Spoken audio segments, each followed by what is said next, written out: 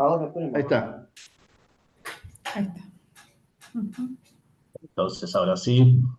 Bueno, buenas tardes a todos y a todas. Le damos la bienvenida a un nuevo café de ASAPMI, el número 116 y el séptimo de este año.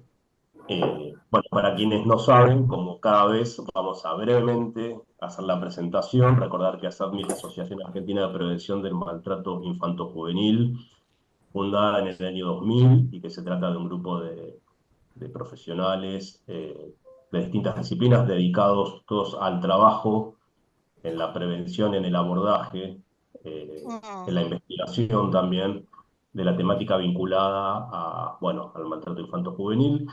Y los cafés es una actividad muy importante para nosotros que se lleva a cabo desde hace más de 10 años, por eso tenemos este número tan importante de cafés realizados, eh, que originariamente se hacía de modo presencial en distintas sedes y que, bueno, que a partir de, ustedes saben, ¿no? Como de lo que fue la pandemia, lo empezamos a hacer necesario y obligatoriamente casi en modalidad virtual, pero que encontramos así como que, bueno, que teníamos también el beneficio de que mucha gente que por distancia quizás no se podía acercar cuando lo hacíamos presencial, ahora también podía participar. Con lo cual tenemos también presente gente, la verdad es que de todo el país. Viendo las inscripciones hay gente tanto de Chubut, de Santa Cruz, de Salta, bueno, de Mar del Plata, de Córdoba, la verdad que de muchos lugares, lo cual nos pone muy contentos Claro, porque lisa, lisa, lisa, sí. O blanca, o negra, o se ve, o... silencien, por favor. Sí, sí. Sí, porque me sirven para todo, ¿ves? Y bueno, entonces, Evelyn, por favor, si podés silenciar tu micrófono. ¿A dónde fueron? Evelyn, por muchas favor, Chiquita, silencia tu no me micrófono. olvides. gracias, Marta. Ah, Y es así como en los cafés la idea es el poder dedicarle un sí, tiempo. sí, el que compramos antes para el frente. Y si están buenas, un buen algodón y son chiquitos, bueno, no quiero remeras grandes, tengo un montón de remeras grandes. Voy a- Sí, sí. Bueno, bueno, dale. Te dejo porque no, no me están dando la toma. Chau, chau. Ahí va. Entonces, retomamos, les decíamos, como que en los cafés juntamente nos reunimos como para charlar en un clima distendido con especialistas en la problemática desde distintas áreas para tratar temas específicos concernientes a poder pensar, debatir, discutir, reflexionar, generar ideas también respecto del abordaje, de los distintos tipos de abordajes y de los tratamientos en sentido amplio con niños, niñas y adolescentes que han sufrido alguna de las modalidades de maltrato infanto-juvenil. ¿Mm? Es así como, bueno, en el día de hoy presentamos este café que nos parece tan importante y relevante, que tiene que ver con el abordaje y el cuidado de los niños, niñas y adolescentes en la declaración, en la toma de la declaración testimonial en el dispositivo de cámara Gesell. Mm. Tema que da realmente para mucho y tenemos a dos expertas, dos especialistas, que bueno, nos enorgullece presentarlas y contar con su presencia hoy eh, para poder escucharlas y que realmente nos van a nutrir con toda la experiencia que ya tienen. Bueno, antes de pasar a presentarlas, vamos a recordar que, bueno, que la dinámica se trata de escuchar las exposiciones de nuestras invitadas y que mientras tanto ustedes puedan ir escribiendo sus comentarios, preguntas bueno, e ideas en el chat y que luego de que terminen las exposiciones pasaremos a leer y al intercambio. ¿Mm? Bien, entonces tenemos hoy con nosotros a la licenciada Isabel Jens y a la licenciada Celia Rodríguez. Voy a presentar primeramente a Isabel, que es quien va a comenzar. Isabel es psicóloga clínica y forense, especializada en violencia familiar. Bueno, es licenciada en psicología por la Facultad de la UBA, por la Facultad de Psicología de la Universidad de Buenos Aires. Trabajó durante 18 años en el programa de la CENAF vinculado a la evaluación y el tratamiento de situaciones de maltrato infanto-juvenil. Realizó tareas de investigación y capacitación también en la temática, tanto en UBASIT como en la CENAF. Formó parte del staff profesional en una consultora Mesterman Sanz y Asociados. Trabajó en la Escuela de Salud Pública, asistiendo a mujeres en situación de violencia. Trabajó en el Centro de la Mujer de la Municipalidad de Vicente López. eh, Formó parte del equipo de capacitación anual en la temática de violencia familiar, dirigido a equipos de salud en Zapala y Chosmalal, en la provincia de Neuquén, y trabajó durante 13 años formando parte del equipo especializado en la Ley 25.852, de los cuales nos va a hablar hoy, del Departamento de Psicología Infanto-Juvenil del Cuerpo Médico Forense perteneciente a la Corte Suprema de Justicia de la Nación, nada menos. Eh, Así que bueno, tenemos hoy el gusto de escucharla. Isabel, te escuchamos. Hola, ¿cómo están? Bueno, cuando me invitaron a esta charla, pensé un poco porque hay tantas aristas como para desarrollar que era lo que más servía y a lo que más demostraba, digamos, todos los cambios que hubo en esta temática en los últimos, no sé, diría como que va a haber como una cuestión antes del 2004, que es antes de que se hizo la reforma de la ley del Código de Procedimientos Penal, la 25852, y después de eso también antes de la pandemia y después de la pandemia, porque hubo cambios significativos. Eh, yo les quería proponer, acá hay muchas disciplinas, por lo que me pasaron los datos de los inscriptos, y realmente yo quería proponer que en el ejercicio de esta charla y de esta dinámica pudiéramos todos pensar como un gran equipo en qué cada uno puede colaborar para que este abordaje y esta inclusión de un niño en un proceso judicial pueda ser lo más terapéutico posible o que no genere un nuevo trauma en su vida, ¿no? Les comento algunas cuestiones que tienen que ver con mi posición, digamos. Una es la cuestión de que trabajé en el CENAF en programa de libertad asistida con jóvenes que infringen la ley. O sea que en eso uno descubre chicos maltratados de hace mucho tiempo que terminan haciendo actuaciones, etcétera, etcétera. Después trabajé en el programa de capacitación y tratamiento de la violencia familiar, que ahí hacíamos capacitación, asistencia, y ahí acompañé a muchísimos chicos, tanto en las evaluaciones que se hacían, en los tratamientos, y también en el nexo con los juzgados civiles y los juzgados penales y entre los juicios. Luego me tocó, digamos, después de unos 18 años de trabajar ahí, me tocó, digamos, ingresar al cuerpo médico forense, y entonces tengo como un sesgo mucho de lo clínico cuando abordo lo forense. Cosa que para mi gusto, digamos, ha sido una ventaja para ver cómo uno trabaja, y por el otro lado también para poder implementar ciertas estrategias que hicieran que, si bien hay mucha diferencia entre la actuación clínica y en la actuación forense, que puedan incluirse ciertas maneras y ciertas sugerencias y ciertas formas de trabajo que pudieran ser mucho mejores para los chicos y para las familias. Yo hice alguna presentación digital, acá comparto, ¿no?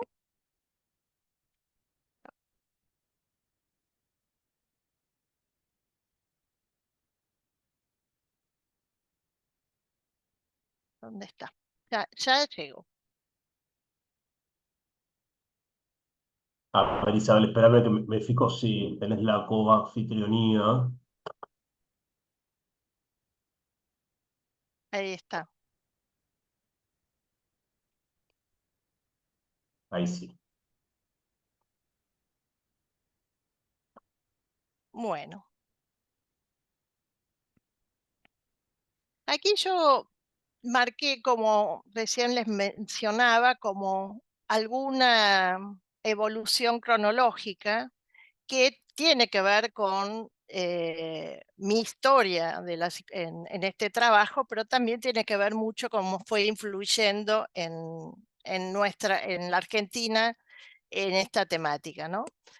Tenemos que en el 1989 se creó la carrera de especialización, donde compartimos con Juan Pablo Viar, y no sé si hay algún otro, digamos, la primera camada de esa carrera, que, por ejemplo, en ese momento, bueno, después les menciono primero lo transversal y después voy al detalle. Después, como les decía, el gran hito que fue en el 2004 la modificación del Código de Procedimientos Penales con la creación específica, que ahí se cortó, digamos, con los interrogatorios de los chicos en comisaría, juzgados, instrucción, sino que pasó a ser, por lo menos aquí en la Nación, digamos, requisito que sea un psicólogo, y ahí se creó el equipo especializado en la ley 25852 en el cuerpo médico forense, que es donde yo después empecé a trabajar en el 2011. Y después hago otra diferencia, que es en el comienzo de la pandemia, porque después se generaron otros cambios, ¿sí?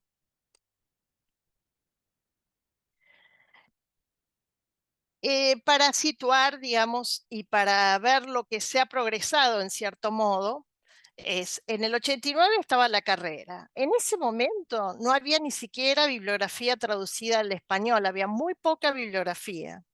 Las denuncias los chicos se hacían en las comisarías, las fiscalías de turno, y pasaban por muchas declaraciones.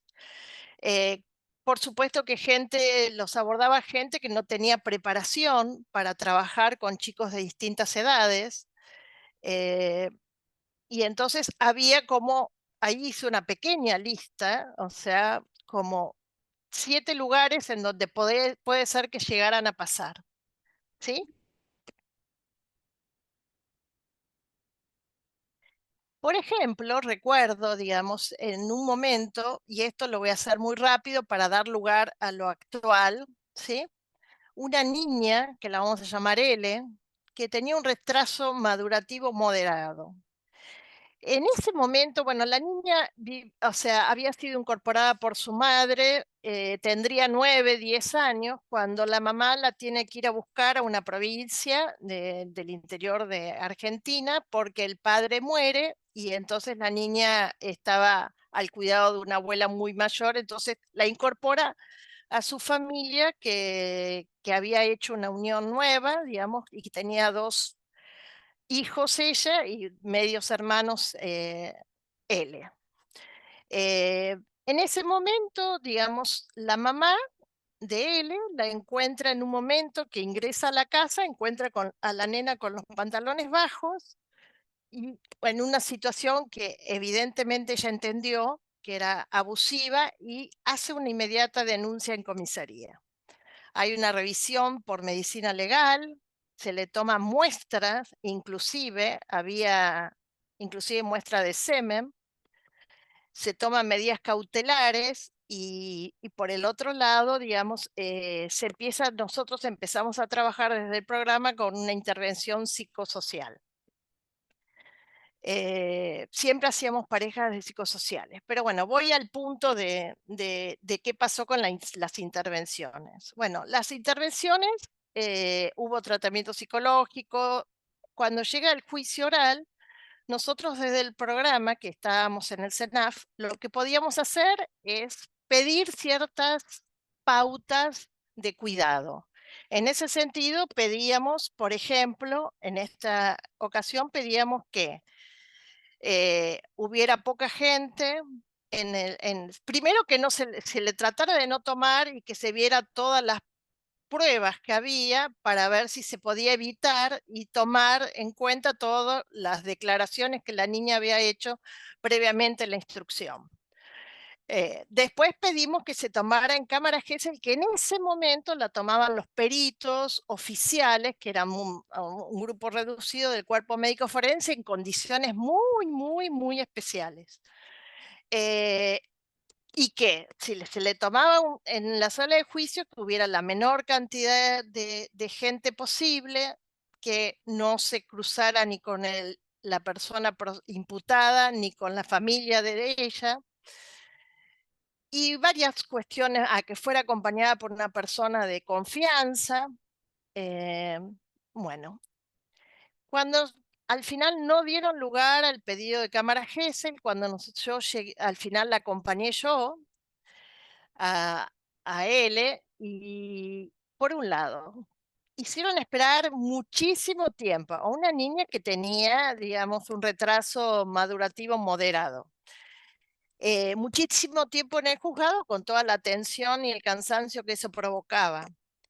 Después, cuando ingresamos a la sala, había más de 10 personas, porque aparte de los 3 jueces estaban el fiscal, el defensor, y por supuesto habían pedido a unos peritos del cuerpo médico forense que estuvieran, o sea que yo conté más de 10 personas. La niña casi no habló, contestaba por sí o por no. A su vez, después la prueba, digamos, en el juicio, o sea, apareció el informe como que se había degradado y entonces no se podía utilizar para saber cuál era la persona. Después la hicieron declarar a la madre, que por supuesto se cruzó con todo el mundo, digamos, si hubo una situación. Y aquí después el juicio quedó absolutamente, bueno, fue declarado no responsable frente a toda la duda que había y frente a todas las situaciones. Pero más que el resultado que puede ocurrir, digamos, y que eso no vamos a nosotros estar juzgando o no juzgando porque no somos quién, lo importante es todas las cosas que no se pudieron hacer para cuidar a esta niña. Bueno, llega la ley de 25852 que, como ustedes casi todos sabrán, supongo, incluye,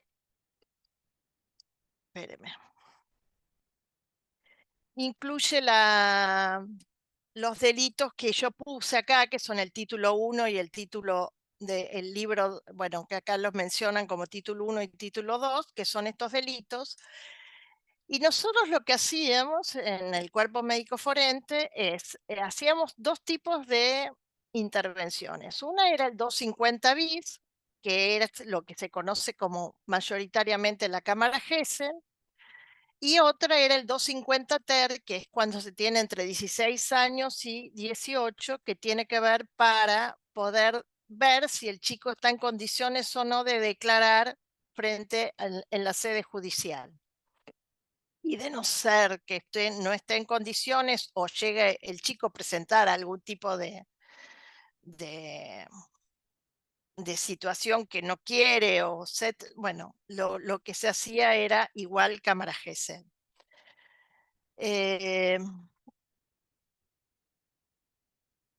Aquí los puse para tener, digamos, la ley 25852, pero no voy a llevar. A ver, decía muy pocas características, o sea, hablaba de sí que se tenía que ser, o dice la ley, porque está en vigencia, psicólogo especialista en niños, ¿sí? No pudiendo ser interrogadas por ninguna otra persona en forma directa, ni por el tribunal. El acto habla de un gabinete acondicionado, y en el plazo que disponga, bueno, piden un informe con conclusiones. A su vez, digamos, cuando estaba la cámara Gesell, lo que se hacía es, se seguía, hay 2 maneras, digamos, en el cuerpo médico forense en ese momento se hacía con una sala de observaciones que estaba en el mismo piso, cosa que tiene algunas contraindicaciones, porque más allá de que a veces, digamos, hay mucha gente en un mismo lugar donde el chico tiene necesariamente que que pasar por los mismos ascensores o el mismo piso. En ese momento, digamos, o sea, la sala de observación concurrían las partes que intervenían en la causa, no los imputados. Acá dice, cuando se trata de actos, bueno, esto también hacíamos, no concurrían los imputados, sí concurrían los defensores. En 12 años únicamente y autorizado por el juez, a pesar de nuestro aconsejar todo lo demás, aconsejó a un imputado a estar en la sala.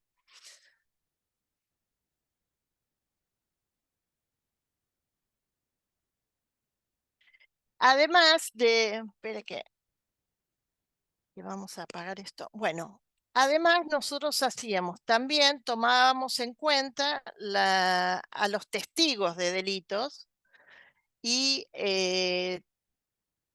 también que no estaban, y también nos mandaban, incluían en esta ley, digamos, a los chicos con apremios ilegales. Cuando había una causa de apremios ilegales, ¿no? Que a mi gusto, digamos, y en mi opinión, es bastante complejo porque quedan muy expuestos. Eso yo lo planteé muchísimas veces a los defensores de menores para que pudieran tratar de ver cómo lo hacían. Igual había mucha falta a las citaciones, pero quedaban muy expuestos en declarar con una cámara, con ser grabados, etcétera, etcétera. Aquí puse, digamos, algunos de los derechos que se juegan y que tienen que preservarse en una declaración testimonial, ¿sí? Después igual me voy a extender en poder decirlo de otra manera. Bueno, ¿cuáles son las recomendaciones para el abordaje de la declaración testimonial? Digamos, por supuesto, el entrenamiento especializado. Uno tiene que tener un entrenamiento especializado tanto en cómo, primero todo, en las pautas evolutivas de los niños, tiene que tener conocimiento de toda la psicología infanto-juvenil, tiene que poder también tener conocimientos legales por los delitos para poder ver qué cosas se preguntan y de qué manera, y por supuesto en el tipo de manera de preguntar. Crear un ambiente acogedor. Aquí hay como varias cuestiones para decir. Muchas veces, inclusive en algún libro que está especializado en el tema de cámara Gesell, hay críticas a veces a que los lugares no tienen juguetes o determinadas cuestiones. En general, cuando trabajamos en declaraciones testimoniales, se trata de trabajar en una entrevista. Cualquier objeto que tenga que ver con un juguete, digamos, puesto en primera instancia, todo lo demás lleva a distraer al chico y a dedicarse a otra cosa que no sea necesariamente el objetivo de la entrevista. Eso no quiere decir que el lugar puede ser, digamos, adecuado, tenía mobiliario, digamos, con sillas pequeñas, con mesa, tenía maneras de elegir, porque lo más interesante de esto, me parece, es que nosotros en todas las estrategias que armemos, tenemos que pensar, primero de todo, en que el chico tiene que ser una persona o sea, con todos los derechos que recién mencioné o que estaban en la presentación digital, pero además uno tiene que, en todos los actos que realiza, poder tener en cuenta esto, porque hay cuestiones. Por ejemplo, les doy ejemplos muy sencillos, pero que tienen su fundamento. Digamos, yo cuando me acercaba a un niño, digamos, para presentarme, me presentaba por su nombre, o sea, hablaba con la persona que lo llevaba, pero además jamás, o sea, iba y me presentaba con un beso o lo tocaba, ¿sí? Hay que poder revisar todas esas cuestiones, porque hay muchísima, a veces, costumbre que los adultos tocan a los chicos en la calle, veo que le dicen qué lindo, ya lo tocaron, digamos. En estos chicos, que muchos de ellos han sido vulnerados y ha habido situaciones de mucha intromisión en su cuerpo y en las formas, y que estuvieron puestos como objeto de satisfacción de un otro.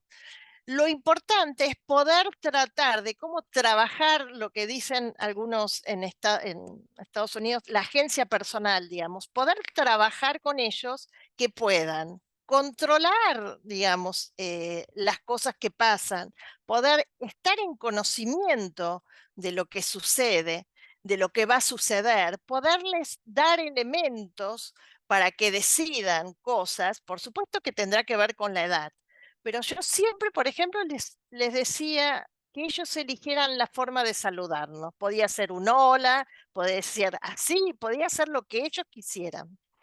Y muchas veces había mucha diferencia entre el saludo inicial y el saludo cuando se iba.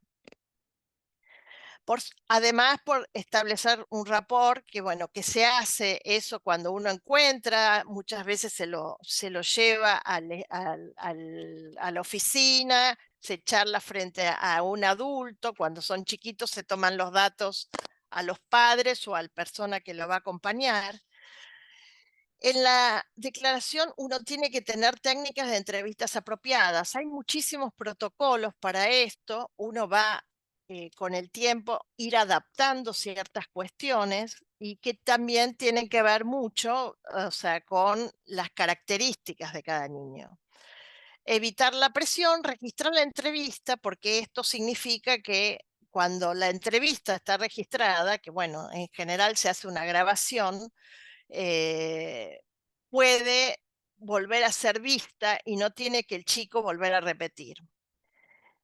Conocimiento de las características de las necesidades es muy importante, y esto yo digo porque cuando al principio les decía lo del equipo, es muy importante poder que los juzgados o los trabajadores sociales o los profesionales que actúan anteriormente a la declaración testimonial puedan registrar claramente las características del niño, ¿sí?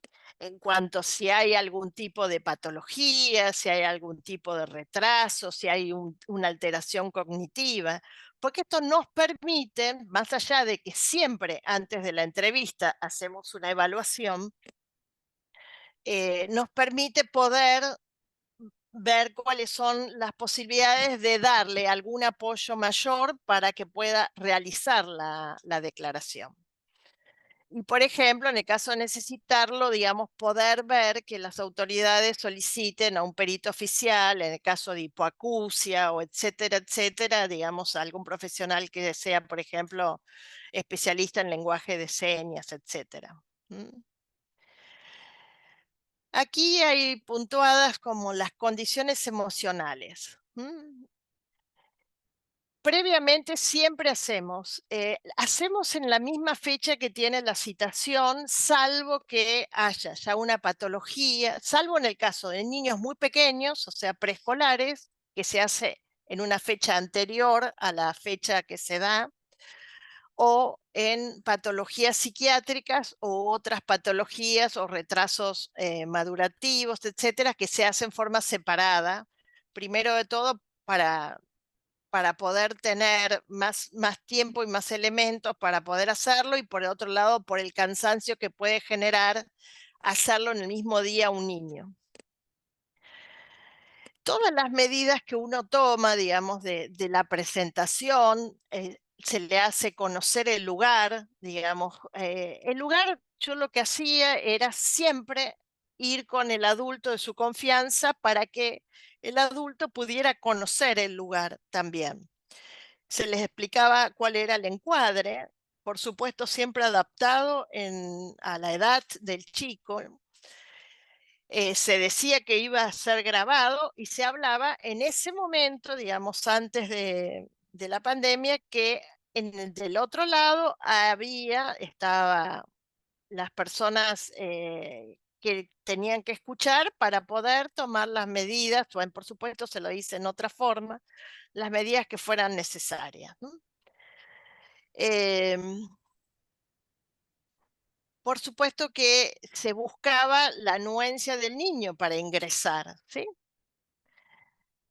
Y por lo que otra cuestión que se hacía en la evaluación era la posibilidad de expresarse, ¿sí? O sea, qué capacidad lingüística tenía, qué nivel de lenguaje tenía como para poder contar aquello que pasó o que por lo cual se había hecho la denuncia. La preparación adecuada tiene que ver, esto es importante, porque muchas veces le dicen, vas a ir a jugar, y entonces el chico lo primero que dice es, ¿dónde están los juguetes? Y si bien yo tenía algún tipo de juguete guardado, pero no al alcance del niño ni a su vista, lo que sí siempre entrábamos es con hojas y algún lápiz o marcador o una cartuchera donde tuviera elementos como para que sí quería poder dibujar.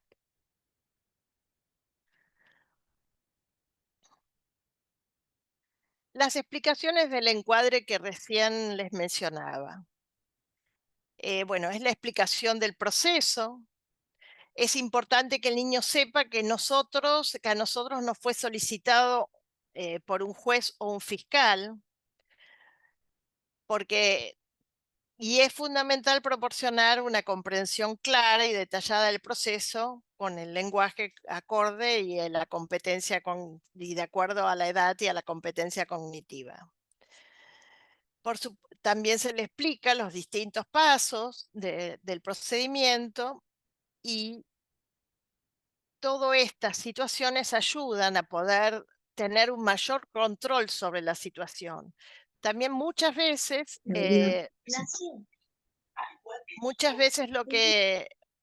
lo que pasaba es si un niño, digamos, preguntaba, yo le decía, si vos, o sea, en algún momento preguntaba por la mamá o preguntaba por el adulto, salíamos un momento, se lo mostraba y volvíamos a entrar, ¿sí? Esto es importante, digamos, para no generarle mayor ansiedad.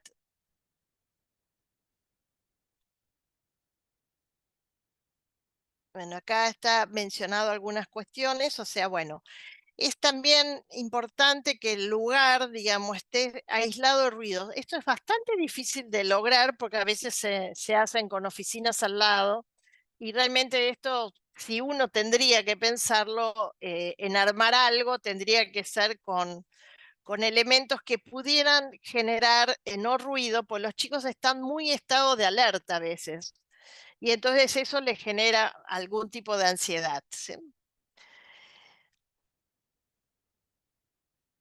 Bueno, también se le decía que era lo que nosotros íbamos a hacer. Los adultos acompañantes. Hay muchas situaciones, hay dos o tres cosas que quiero puntuar sobre esto. Una es que hay muchos padres que querían ingresar a la sala de observación. Nosotros les decíamos que ellos iban a poder tener acceso a lo que sus hijos decían, pero en forma diferida, ¿sí? Porque esto quedaba grabado. ¿Por qué asunto? Primero, a un padre entrar en una sala de observación donde están los abogados, los jueces, en el momento de las preguntas hay ciertas discusiones entre qué pregunta se hace o no se hace cuando me las transmitían a mí, que no es adecuado para que esté un padre. Y por el otro lado, tampoco iba a el objetivo del adulto que va a acompañar a un niño en ese momento es poder estar disponible para cuando el chico sale. Y si pasa en esta situación que está en ese momento así, es muy complejo. Y por el otro lado, también no es, o sea, bueno, por estas razones no son adecuadas, y no aconsejamos que los adultos padres estuvieran ahí. sino que solo las partes que están presentadas, más allá que sean querellantes, que esté su abogado de parte en este sentido, ¿sí?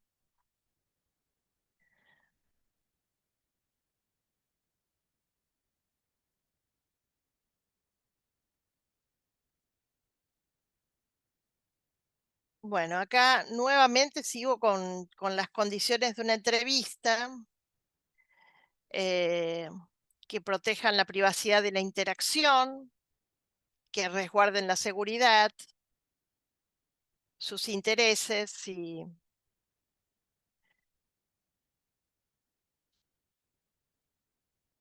es importante que en el momento que donde se hacía o se hace en algún lugar con cámara Gesell no se cruce con las personas, con todas las personas, porque eso les genera cierta ansiedad que no es necesario.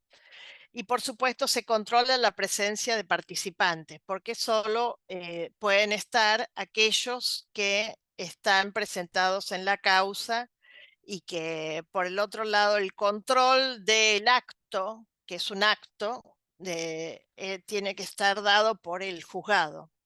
A veces vienen las fiscalías, ¿sí? Pero bueno, esto se ha solucionado porque se ha cambiado después de la pandemia. Ahora les voy a explicar.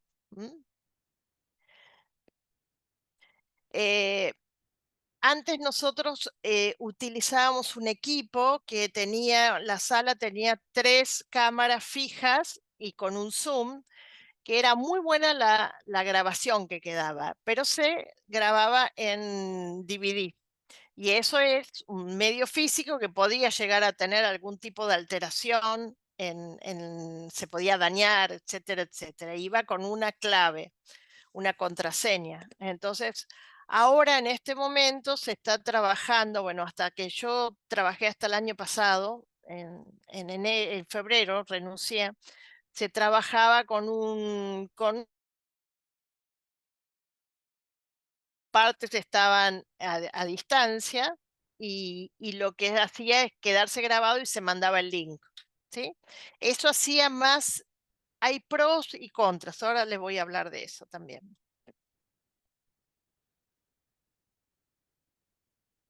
Bueno, lo audiovisual y las cámaras es muy importante por toda la captación del lenguaje verbal y no verbal de los niños, ¿sí?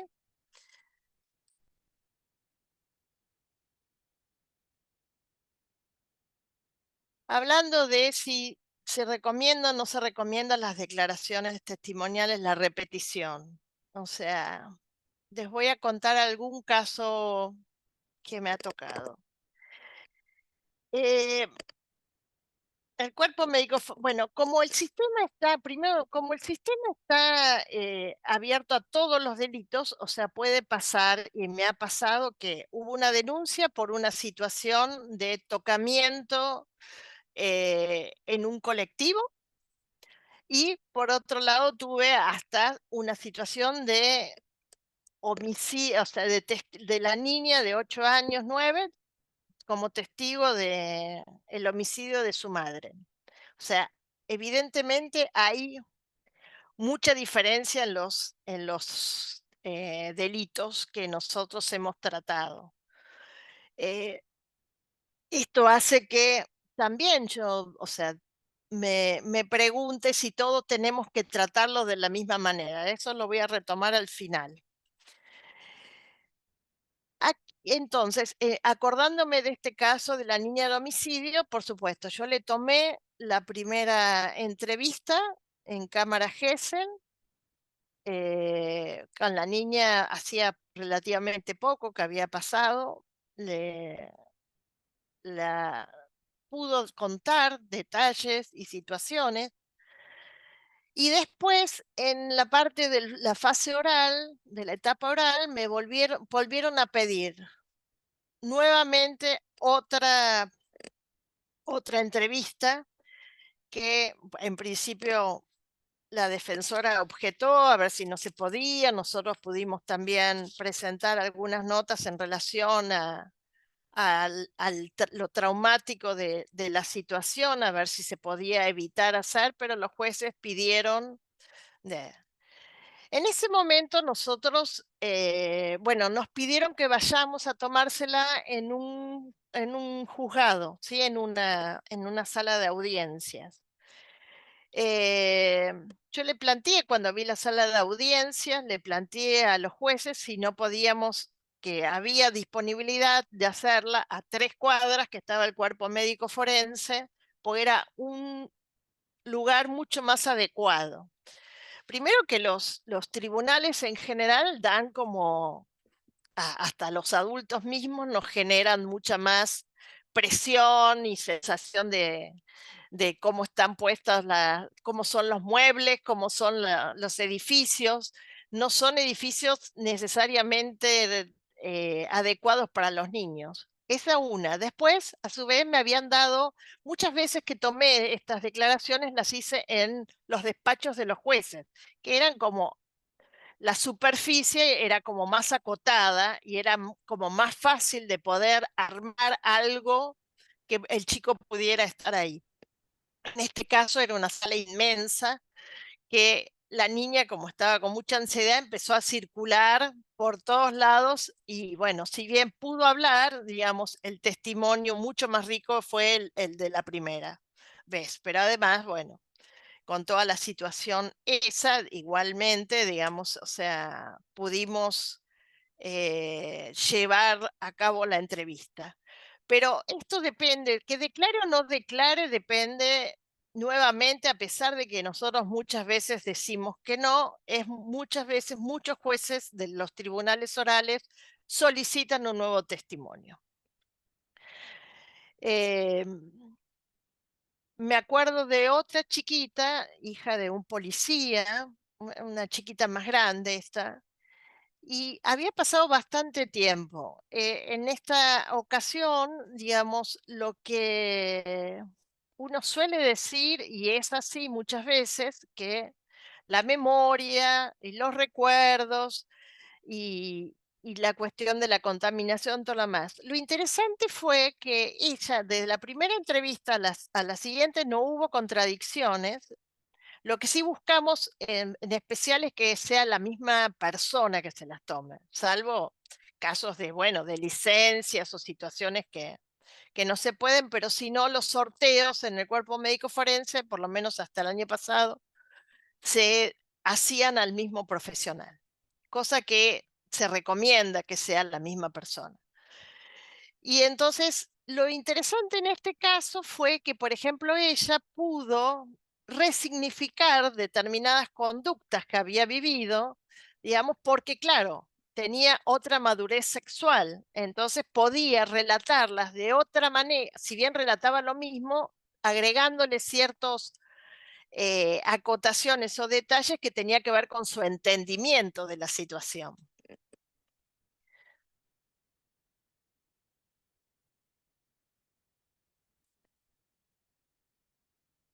Bueno, aquí, digamos, hice este esquema diciendo por qué. Porque el chico primero, y en algunas veces cuando no es cuidado suficientemente, era objeto de prueba, objeto de derecho. Después, digamos, creo como que a partir de toda la legalización de las leyes y de las normativas que se fueron generando por derechos humanos, todo lo demás, se pudo hacer ciertas acciones que se toma más a la persona posible víctima como un sujeto de derecho. Y lo que yo propongo, digamos, es que tenemos que llegar a que la denuncia y el proceso jurídico tienen que operar como elementos que favorecen el proceso terapéutico de los niños.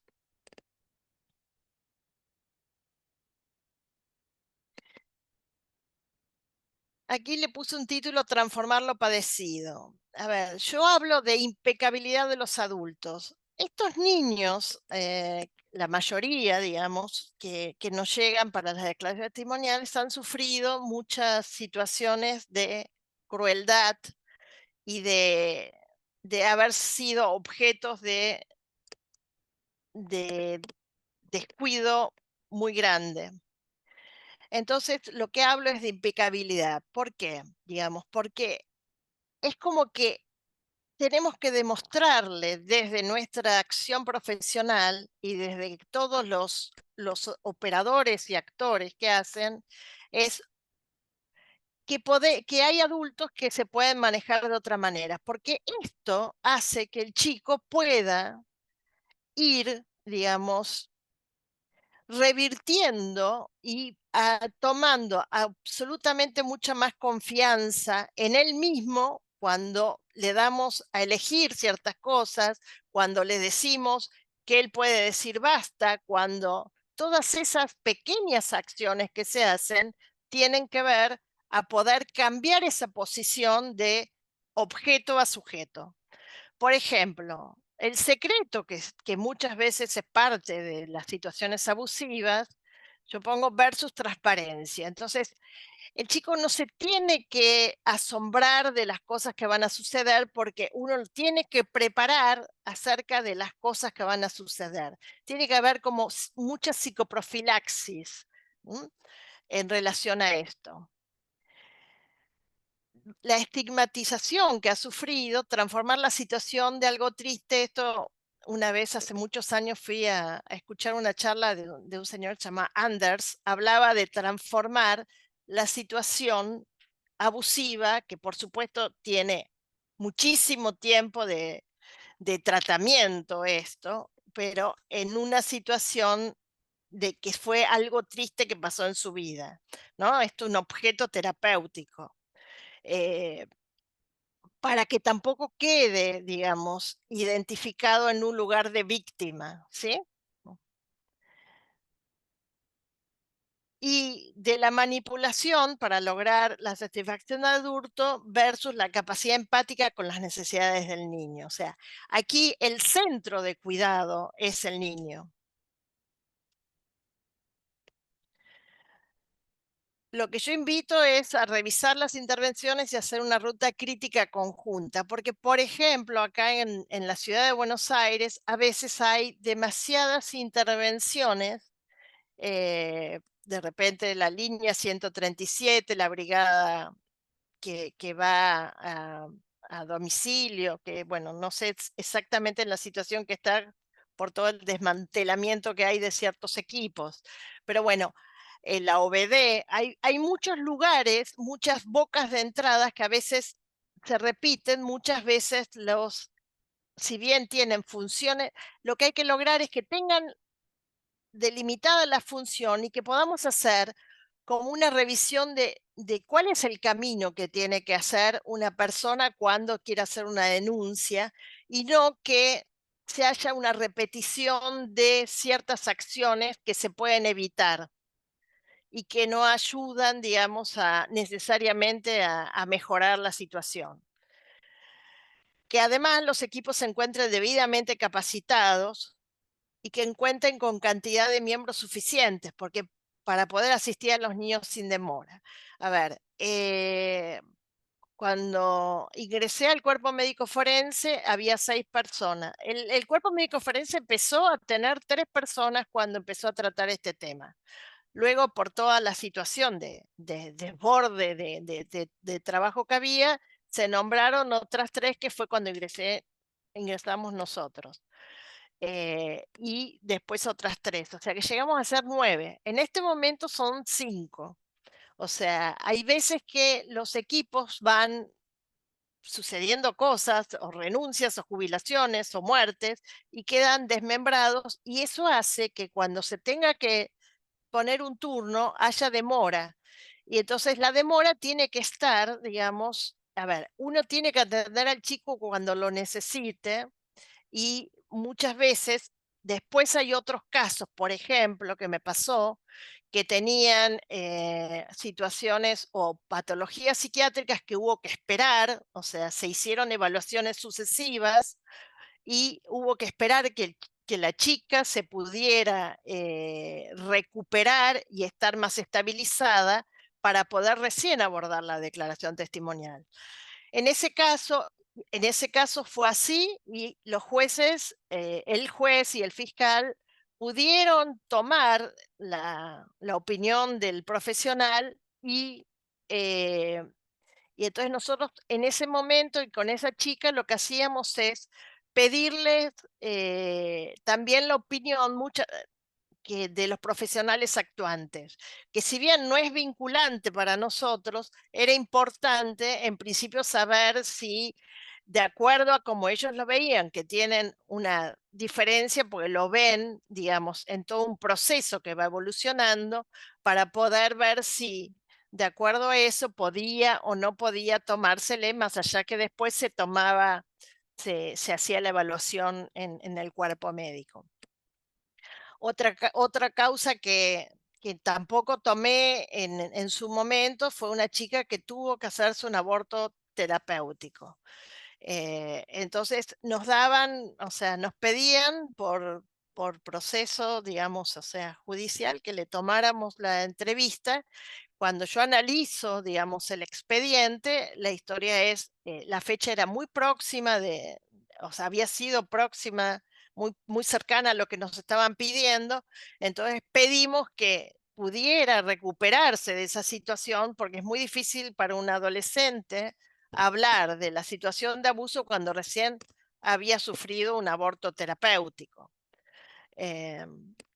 Bueno, varias de esas situaciones pudimos poner, digamos, los informes y que fueran. Esto es importante también saber que nosotros en el cuerpo médico pertenecíamos, o sea, dependíamos de la Corte Suprema, no dependíamos ni de un juzgado ni de una fiscalía, y entonces eso hacía mucho más fácil poder también la opinión. Charlando el otro día, leyendo, digamos, a Rosanqui, decía como que los profesionales, además de especializarse en la temática de violencia, de abuso, de lo infanto-juvenil, también tenían que tener argumentos suficientes como para poder pararse frente a un juez o a un fiscal y poder decir, aquí en este momento no se puede.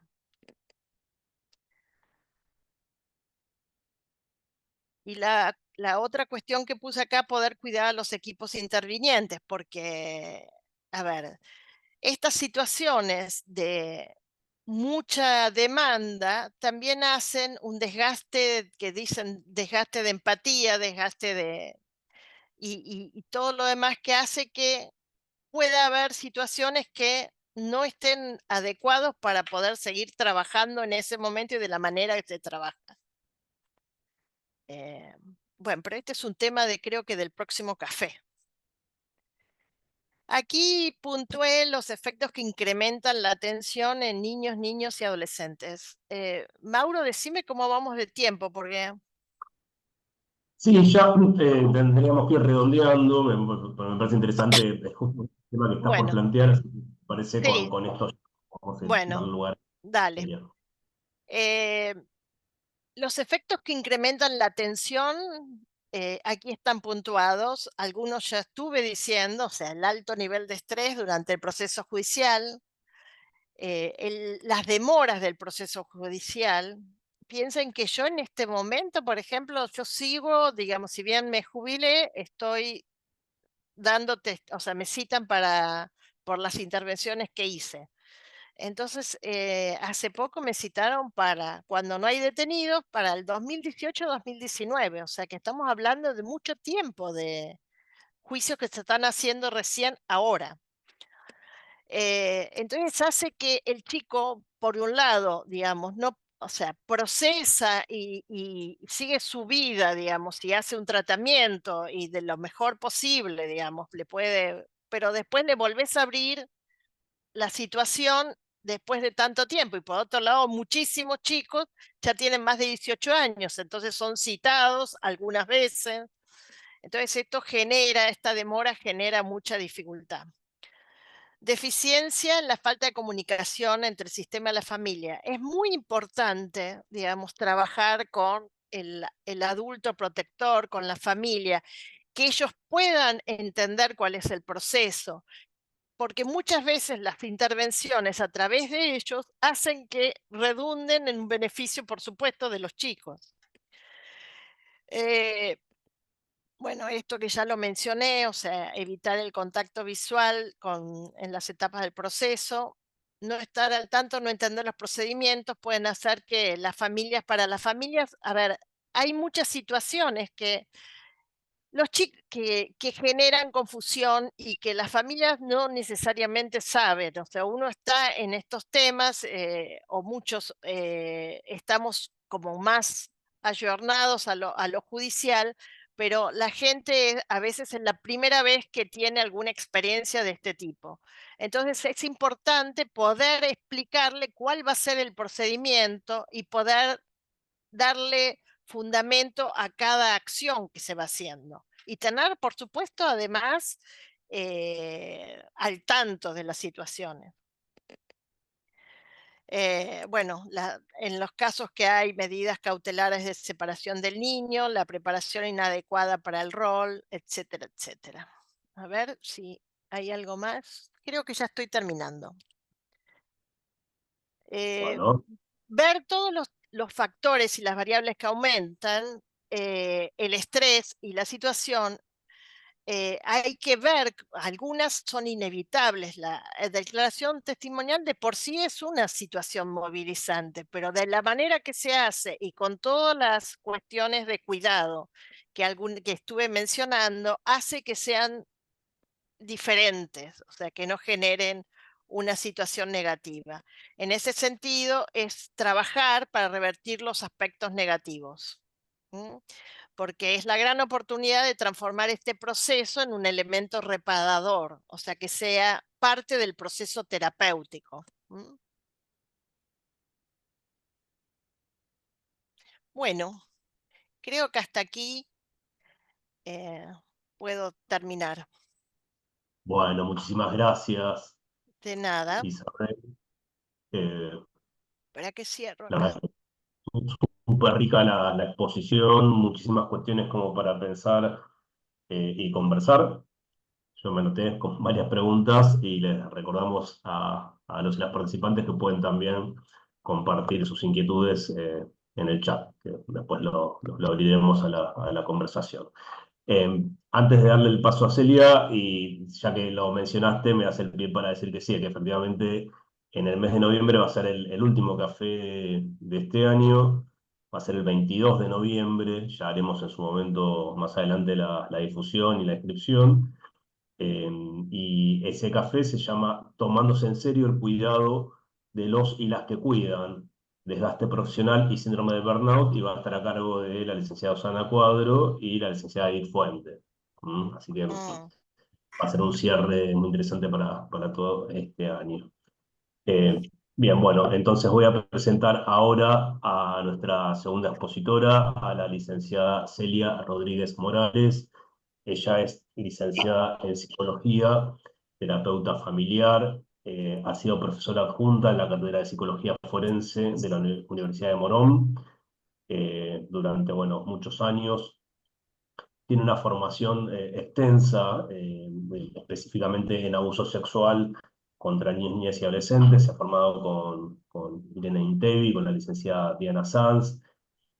Ha sido perito psicóloga del Ministerio Público Fiscal del municipio de San Martín, realizando evaluaciones periciales y tomas de cámara Gesell a niños y niñas para la Fiscalía de Delitos contra la Integridad Sexual. Ha trabajado también en el municipio en un equipo especializado en violencia familiar, atendiendo casos de abuso sexual en la infancia, y actualmente es perito oficial de la asesoría pericial de San Martín, actividad sobre la cual seguramente también nos va a contar. Así que Celia, tenemos el gusto de escucharte.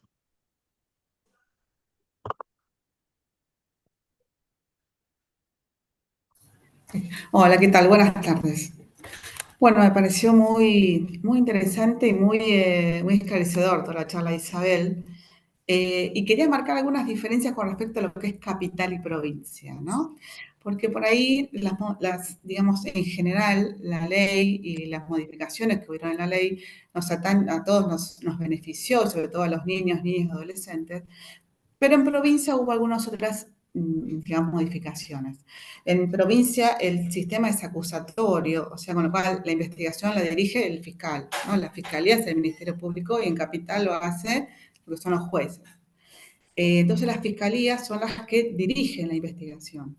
En el año 99 hubo una modificación. Yo por ahí tengo más, digamos, si bien me formé en todo lo que es maltrato y abuso, por mi trabajo, por mi tarea, fue más específicamente lo que tiene que ver con el abuso sexual, ¿no? Y la modificación de la ley que hubo con respecto al abuso sexual es muy importante en el año 99, ¿no?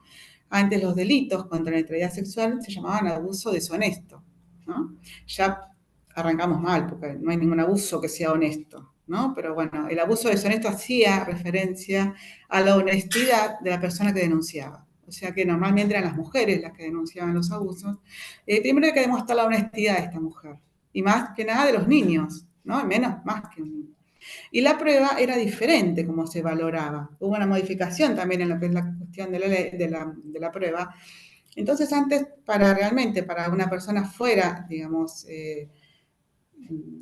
condenada o imputada de un abuso sexual, tenía que ser realmente contundente. Había un principio, digamos, que tenía que ver con los testigos y que si había 2 testigos esto no era conducente, no había causa penal. Con lo cual, cuando yo empecé a trabajar en los servicios de maltrato y abuso en provincia, era muy raro que se imputara a alguna persona de abuso sexual porque no había más testigos que el niño. Yo tomaba las declaraciones testimoniales de los niños en fiscalías, que yo había acompañado y pobrecitos, era terrible, porque el nivel porque son los niños en otro momento, eran objeto, como decíamos, la modificación de la ley se lo convierte en un sujeto de derechos, pero antes eran objeto de prueba. Entonces, el niño entraba a declarar y la fiscal o el fiscal decía, bueno, vos sabés que estás acá, tenés que decir la verdad, no digas nada. El niño se quedaba así duro, uno acompañaba, intentaba contener, pero el chico terminaba diciendo, no me pasó nada, ¿no? Y si así pasaba, digamos, había mucha cuestión de, bueno, es un solo testigo, esta persona es muy buena, es muy raro, nadie más vio, no hay ninguna otra denuncia, con lo cual era muy difícil, digamos, que hubiera algún tipo de prueba, que esta causa no terminara en un archivo.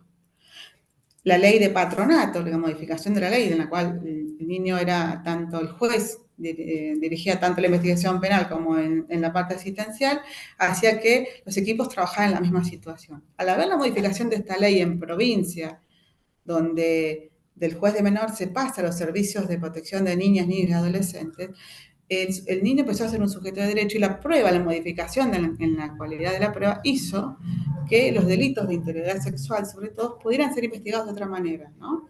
Había una prueba más indiciaria donde si el niño dice, ¿no? En grandes rasgos dice, si tiene 4 patas, una cola, la mueve y un hocico es un perro, ¿no? Se empezó a pensar así las causas de abuso sexual y entonces empezó a valorarse mucho más lo que es el testimonio, lo que el chico puede contar con respecto al abuso sexual. Cuando yo empecé a trabajar estos temas, aparecieron mucho, digamos, agrupaciones de personas que eran acusadas de abuso sexual que nos persiguieron a los que trabajamos en estos temas porque decían que era una casa de brujas, que no, fue una cuestión compleja. Ahora estamos en una situación donde, como decía Isabel, los equipos están colapsados porque hay mucha más prueba, hay mucha más posibilidad de que esto pueda dilucidarse. Yo acá hago un punto más importante, que lo que es la posibilidad de que los psicólogos, en este caso, y los trabajadores sociales tengamos una actuación preponderante también en la cuestión que tenga que ver con el derecho. No somos partícipes de esta situación también. Podemos formar nuestra palabra y nuestra observación y nuestra intervención es muy importante en el proceso penal y en el acompañamiento de estos niños. A mí me parece que hubo un salto muy grande a través de lo que, como marcaba Isabel, de todo lo que tuvo de evaluar Rosansky y de toda la intervención de lo que es poder brindar tanto al niño como al fiscal, en este caso en provincia, la posibilidad de poder evaluar, de poder permitir que un niño pueda expresarse y uno poder pensar si este chico está en condiciones en este momento de poder brindar esta declaración testimonial o no. En el proceso penal en provincia, la declaración testimonial es como un acto único. Entonces, el chico, antes de declarar en la cámara Gesell, tiene que haber una evaluación. Como decía Isabel, la persona que lo evalúe tiene que tener una preparación en lo que es la psicología evolutiva, en la posibilidad de brindar a este chico un lugar donde poder alojar esto que le está pasando, sin sentirse presionado por un adulto que le diga que cuente, y poder sentir de alguna manera que esto que está contando puede ser en algún punto reparatorio.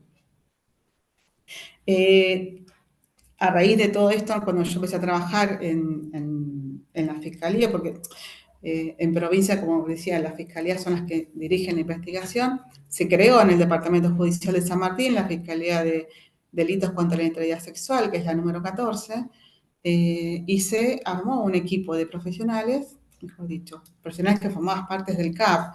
Dentro del Ministerio Público en la provincia están los centros de atención a la víctima, que la función de estos centros de asistencia a la víctima son de la contención, derivación y asistencia de las personas que son víctimas de algún tipo de delito. Los psicólogos del CAP pasaron a tomar las pericias y después las evaluaciones y después cámara Gesell de los delitos contra la integridad sexual de la Fiscalía 14. Al principio éramos 4 psicólogos y en este momento son 9 y no dan abasto por la cantidad de demanda y la cantidad de la posibilidad que ahora tienen los chicos de poder ser oídos y poder presentar, ¿no? Cuando empecé a trabajar, soy muy grande, cuando yo trabajaba, el delito de instancia privada solamente podía ser denunciado por la mamá o por la persona a cargo. Si alguien estaba en conocimiento de que un niño es la víctima de abuso, no podía ir a denunciar a la comisaría, o un niño víctima de maltrato. Yo no podía ir a la comisaría y decir, mi vecino es víctima de maltrato, porque era un delito de instancia privada y el representante legal o el representante del niño lo podía hacer. Con las modificaciones de las leyes, cualquiera, digamos, en una escuela, si yo estoy teniendo un niño en consultorio, si yo veo a mi vecino, yo puedo ir y hacer la denuncia. Esto es un paso gigantesco, porque muchas veces sabemos que en las situaciones de violencia familiar o de abuso o lo que fuera, a veces la persona que está a cargo del niño es tan víctima como el propio niño, entonces cuesta muchísimo que en algún momento que denuncie. Entonces, esto habla de un cambio de paradigma en cuanto a la posibilidad de poder ver a las víctimas de violencia, las víctimas de abuso, y poder que sea una cuestión no de instancia privada, sino de instancia pública, digamos, hacer stop a las situaciones de violencia y de abuso. Estamos en un camino, o sea, no estamos como hace 20 años, pero estamos mucho mejor, falta un camino por recorrer. Con respecto a la declaración testimonial en cámara Gesell, al principio, digamos, como decía Isabela, el 102 bis, el artículo que habla específicamente de la reforma y de cómo deben ser las declaraciones testimoniales de niñas y adolescentes, habla de un lugar acondicionado, de cómo debería ser, digamos, generar un rapport con el niño, generar la posibilidad de que este niño pueda expresar y que esto sea reparador. Para esto, bueno, yo tuve la suerte de formarme con la licenciada y con la doctora Integri en las técnicas de entrevistas y depende de la edad evolutiva y depende de las situaciones, uno puede evaluar si el niño está en condiciones o no de brindar esta declaración testimonial. Un niño puede presentarse y como para generar este rapport, seguramente la Cámara Gesell, por lo menos, el Departamento Judicial de San Martín, fue modificándose. Al principio se tomaban las declaraciones testimoniales en lugares espantosos, la verdad es esta, donde se hacía la rueda de reconocimientos de los detenidos, ¿no? Que estaban los números ahí en la pared, porque era el único lugar que tenía un vidrio que se veía del otro lado, ¿no? Totalmente oscuro, en un sótano, y uno tenía que ahí intentar generar un espacio acondicionado para que el niño se sienta cómodo, ¿no? Era muy difícil, las cámaras normalmente no andaban, se ponía un micrófono y se escuchaba mal, se debía, o sea, fue todo un largo camino. Actualmente la Fiscalía 14 cuenta con un lugar que es un acondicionado, es una sala acondicionada grande, no hay juguetes en esas salas, sí hay en otras salas donde se toman pericias, y hay una cámara del otro lado donde como decía Isabel, uno con el niño, digamos, no puede no ser digamos, empático y profesional, ¿no? Uno no puede volver a engañar al niño y decir, no, mira, contá que acá no. Normalmente a los chicos los acompañamos, les mostramos las cámaras, les explicamos cómo andan, qué él va a hacer y yo dónde voy a estar, vas a estar sentada allá y vamos a hablar de algunas cosas y vamos a ver si vos podés contar algunas cosas, si tenés ganas o no, ¿no? Generar primero la confianza, que es la que al niño le ha costado y que le han faltado esta confianza. Ha sido objeto de manipulación muchas veces, de objeto sexual de un adulto que lo ha utilizado. Entonces, bueno, uno tiene que ser muy cuidadoso con esto, con la confianza de este niño. Y en esa evaluación que se hace en este lugar, en ese momento no se prende, por lo menos en provincia no se prende la cámara Gesell, se hace una evaluación eh, para ver si el niño puede, y si está en condiciones emocionales, si puede hablar, si no está angustiado, si no está muy angustiado, si puede recordar, si puede manifestar algo de esto que le pasó. También he participado en Cámara Gesell como Isabel, como participante del Centro de Asistencia a la Víctima de niños testigos de homicidios, de situaciones complejas de homicidios de la mamá. Una vez un niño participó de un homicidio de una persona que él estaba justamente enfrente. Bueno, estas cuestiones donde uno no solamente tiene que ver con el abuso sexual, sino con otras situaciones. Y en todas las situaciones son iguales. Es evaluar si este chico, esta situación traumática, porque estas situaciones son traumáticas, haya sido testigo o haya sido la víctima directa de estas situaciones, son traumáticas, dejan una huella. Lo terapéutico de todas estas situaciones es la posibilidad que este niño pueda ser escuchado desde otro lugar, de un lugar de sujeto, ¿no? De un sujeto que le pasan cosas, que a veces puedo hablar, a veces no, que en este momento no puedo, por ahí más adelante sí. Entonces, lo que se prioriza primeramente en el 102 bis la evaluación previa a la cámara Gesell, evaluar si este chico puede, está en condiciones emocionales, ¿no? Si puede, las cuestiones que tengan con la memoria. En provincia, por lo menos acá en San Martín, apenas hay una denuncia de abuso sexual, normalmente se cita al otro día o el mismo día a la evaluación para ver si este chico puede tener ese día la declaración testimonial. Esto, digamos, ¿qué facilita? Facilita primero que no haya contaminación, que este chico no tenga, que una vez que esto, digamos, la develación del abuso sexual normalmente es tan traumática como el abuso, porque o se da de una manera azarosa o alguien cuenta y si genera situaciones familiares complejas, porque normalmente el 90% de los casos son intrafamiliares. Entonces, bueno, poder brindar y poder ver si este chico, pongamos que este chico no puede emocionalmente, esto, y aquí hablamos de la intervención importantísima de los profesionales de la salud mental, de poder decir, bueno, la investigación es importante, pero también es importante lo que le está pasando a este niño y poder prestar atención a esto para poder brindarle más adelante, quizás a la próxima evaluación, para ver si después de unas entrevistas psicológicas, de un tratamiento, este chico puede apropiarse de esto y puede ponerlo en palabras lo que le pasó.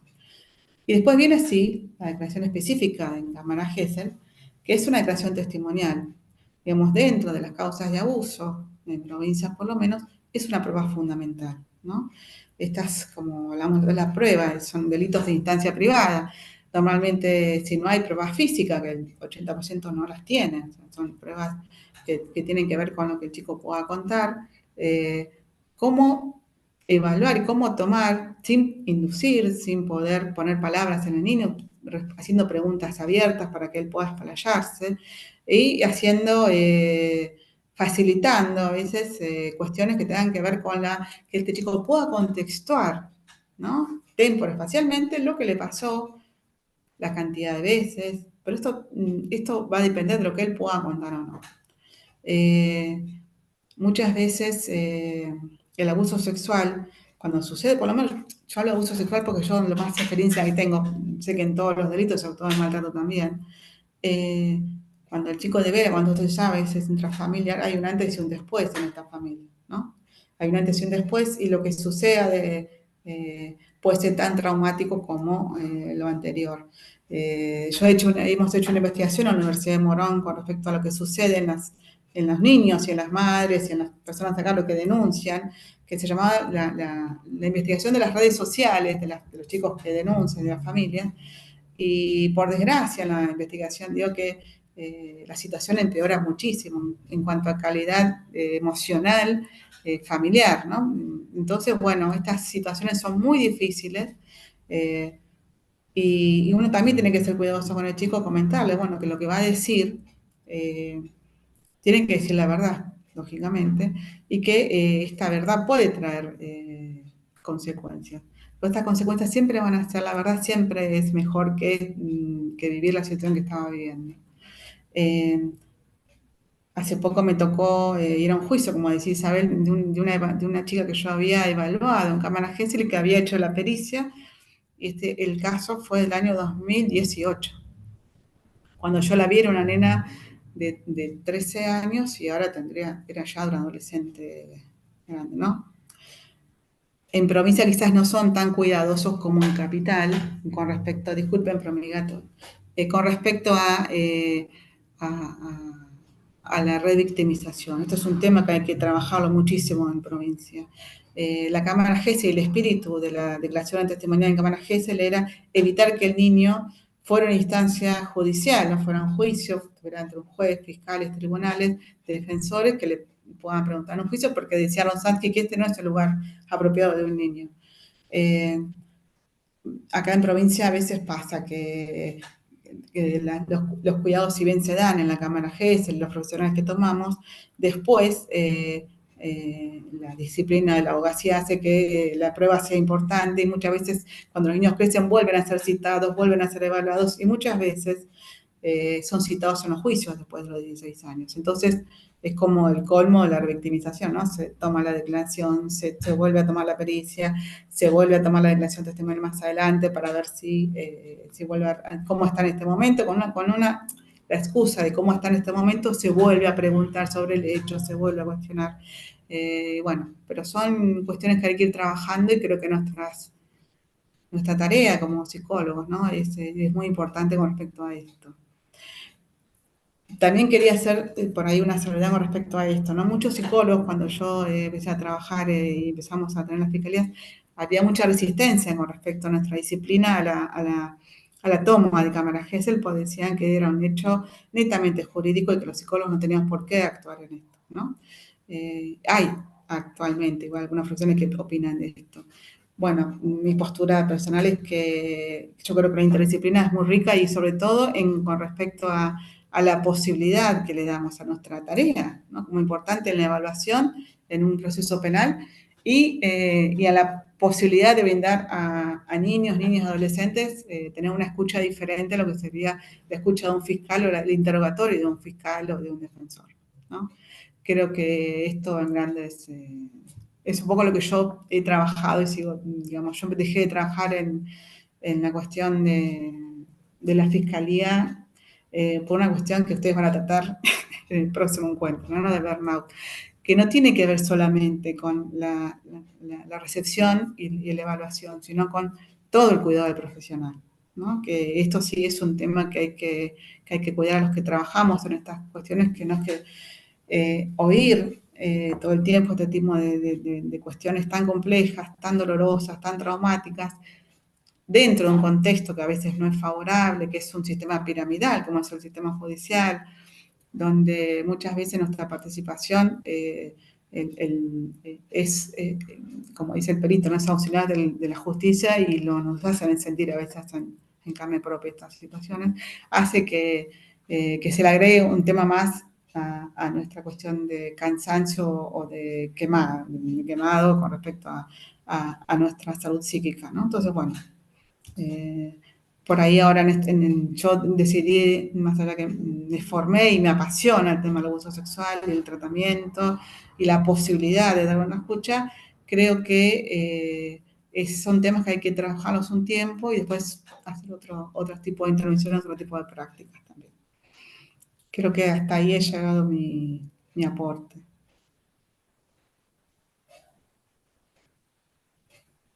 Bueno, Celia, llegaste entonces a... Bien.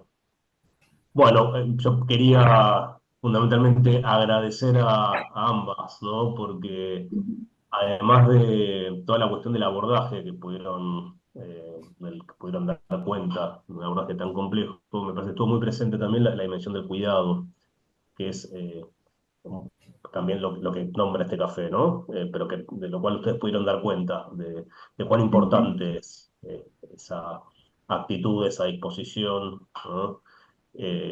que quizás no siempre se logren por lo que la instancia misma implica, pero que marcan la diferencia, que quien está ahí presente, ¿no? Hasta ese gesto, diría, lo cual puede escribir una marca diferencial.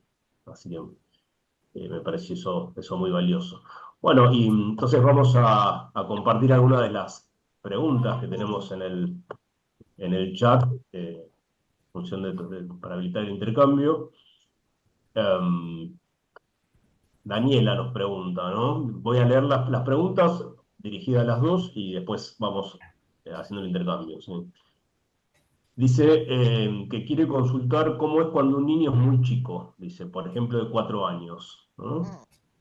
Plantea esa situación y pregunta también si el imputado tiene acceso a los testimonios. Leo otra más. Pregunta, ¿qué opinión tienen sobre la incorporación de los perros previo a la entrevista testimonial?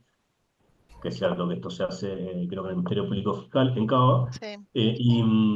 Dice, ¿considera que reviste la misma jerarquía la declaración y evaluaciones tomadas por el Ministerio Público Tutelar que por el cuerpo médico forense? Una pregunta de Mariana Irene Puche. ¿Les parece entonces, vamos con estas preguntas? Entonces, lo reitero, ¿cómo es cuando un niño es muy pequeño, por ejemplo de 4 años, si el imputado tiene acceso a los testimonios y estas cuestiones más también del encuadre, ¿no? Bueno, yo por lo menos cuando evaluaba, no sé, Isabel, si quieres responder vos, ¿no? Pero No, pesá. cuando nosotros teníamos niños de 4 años, lo primero que evaluamos justamente en la entrevista previa era si tenía la posibilidad del habla, si tenía la posibilidad de reproducir y comentar. Cuando un niño hace un relato de abuso sexual, normalmente lo hace en un idioma infantil, lo hace con palabras de una experiencia que él, si no la ha vivido, no la conoce.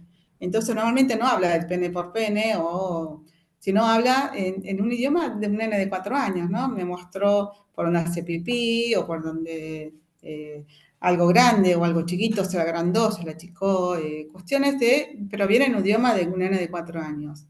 Si este niño puede reproducir una escena sexual, la puede dibujar. Me ha pasado con una nena, me acuerdo que tenía, sí, 4 o 5 años, pero hace muchísimos años, que acusó a su papá de haberla abusado sexualmente. Fue muy difícil las entrevistas porque ahí sí se utilizaban juguetes, se hacían cajas de juegos, fue en la fiscalía, se brindaba la nena, agarraba juguetes y empezó a buscar y muñecos de todo tipo había. Y me acuerdo que agarraba, era un juego repetitivo y traumático, donde desvestía todo el tiempo a los muñecos y le metía algo en la cola, y le metía algo en la cola. Entonces, esto por sí es un indicador, lo que sí significa que no solamente es un indicador. Yo estaba en el contexto de la pericia en ese momento. Entonces, había que poner en palabras qué quería reproducir. Y ella pudo decir que jugaba como jugaba su papá con ella. Fue muy difícil esta causa porque es muy difícil llevar a juicio a un papá y una nena de 4 años. Me acuerdo que se le tomó la cámara Gesser en ese momento, recién incipiente en la modificación de la ley, con lo cual estaba presente en el recinto, que no quiso salir la instructora judicial. La nena cuenta, juega todo el tiempo en el recinto, empieza a contar, digamos, con preguntas abiertas, con quién jugás, a qué jugaste, cómo haces esto, la nena reproduce la escena, cuenta. Y me acuerdo que en el juicio, después, al año fue el juicio, el papá había sido detenido, estaba detenido. En el juicio se quiebra y dice que ella era su amor y que él no pudo evitar no hacerlo, ¿no? Este fue un caso que me acuerdo porque era una nena muy chiquita y era un caso muy complejo que creíamos que no iba, porque la verbalización de la nena era muy clara, en la pericia, la nena pudo reproducir esto, en la cámara Gesell lo mismo, o sea, no es que había otra escena diferente. La mamá era una mamá muy endeble, una mamá que estaba muy enamorada de este señor, le costaba mucho sostener esta situación, le costaba mucho no ir a visitarlo, estaba detenido. Y me acuerdo que fue un caso muy, muy complejo, pero esta vez eso se pudo lograr. Hay niños que pueden contar y hay niños que no. pero no depende tanto de la edad, sino de lo que puedan reproducir. Muchas veces hay chicos que no Mm. pueden hablar y esto también se contempla como un sujeto de derecho, ¿no? Yo agregaría, bueno, primero de acuerdo con lo que estás diciendo, Celia, agregaría, primero, en el cuerpo médico muchas veces los juzgados piden la declaración testimonial y luego la pericia psicológica y en algunos casos psiquiátrica. Sí. Además de si la ginecológica, si según cómo sea la denuncia, etcétera, etcétera. Eh, es clave que los chicos puedan expresarse con la lengua, con la manera de hablar de un chico tan pequeño, todo lo demás, para que pueda. Pero por el otro lado, cuando a veces, que esto no lo mencioné antes, hay dos elementos, hay elementos, yo dije que yo tenía guardados juguetes, digamos. En general, a veces los chicos pueden decir algo y pueden mencionar algo, o tocarse, o señalar de alguna manera como ellos le mencionan a su cuerpo. Igual hay mucha tendencia a veces de que los jardines y en todo lo demás enseñan las partes del cuerpo por su nombre, así que a veces inclusive dicen nombres tipo vagina o tipo vulva en algún momento, chicos un poco más grandes, que los jueces les sorprenden, ¿no? Entonces, bueno, uno hace el juego de, a ver, si está repitiendo, si sabe lo que dice, yo les hacía el juego de señalarle dónde están los ojos y que me mencionara, o sea, ir jugando con el cuerpo para ver si me decía vulva dónde estaba o vagina dónde era.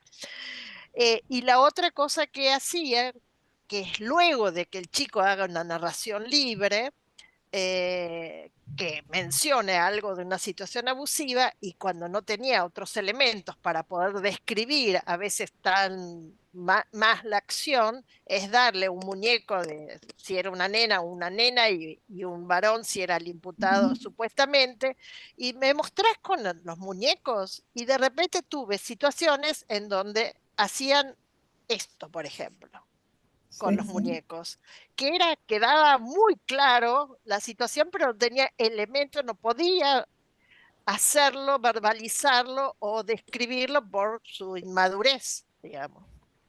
Ujú. Y la otra cosa que sucedía, que esto no en los 4 años, había chicos adolescentes que les costaba mucho hablar y les daba una herramienta y decía, ¿preferís escribirlo?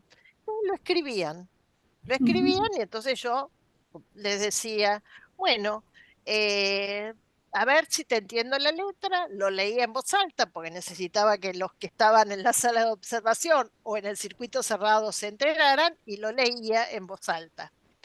Era como uno va creando y va tomando herramientas.